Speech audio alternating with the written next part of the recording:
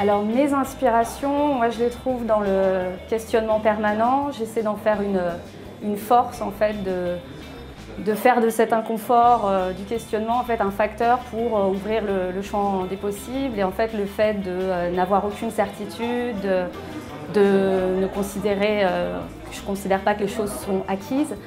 Je trouve ça intéressant en fait dans la période un peu folle qu'on vit, folle dans différents sens, dans le sens positif aussi, dans le fait que tout est bousculé, donc tout est possible. Et il y a une pensée là-dessus, la pensée du design, la posture du design qui me stimule beaucoup parce que les designers disent souvent, quand on demande à un designer de dessiner un pont, le designer cherche un autre moyen de traverser la rivière. Et moi, c'est ce que je trouve intéressant, c'est cette démarche de s'interroger, de chercher les bonnes questions avant de trouver la solution.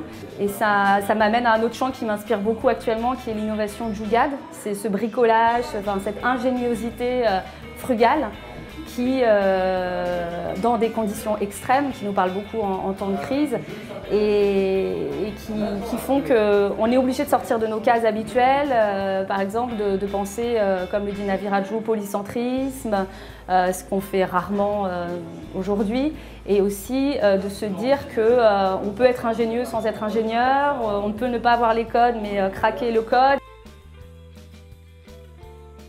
Je ne sais pas vraiment quoi mettre derrière en fait, la notion de rêve. J'ai l'impression d'avoir des rêves multiples et infinis.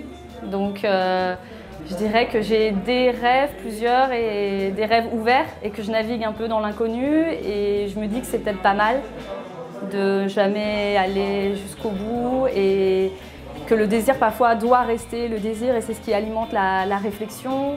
Et je me pose aussi une question qui est de est-ce qu'on n'a pas tendance à vouloir toujours fixer les choses, à se dire quel est ton rêve, comment tu penses l'atteindre. Ça devient un peu un objectif, un business plan pour sa vie. Et je pense qu'on a intérêt aussi parfois à ouvrir et à rester aussi un peu dans l'inconnu. Je dirais d'ouvrir, c'est vraiment le message, et de suivre sa passion. Je pense qu'on ne parlera plus dans quelques années de travail, mais d'activité qui est portée vraiment par vraiment cette passion et qu'on définira plus les gens par ça plutôt que par une fonction. Et aujourd'hui, on est tous un peu hybrides et c'est d'ouvrir cette partie de soi à des tas de choses.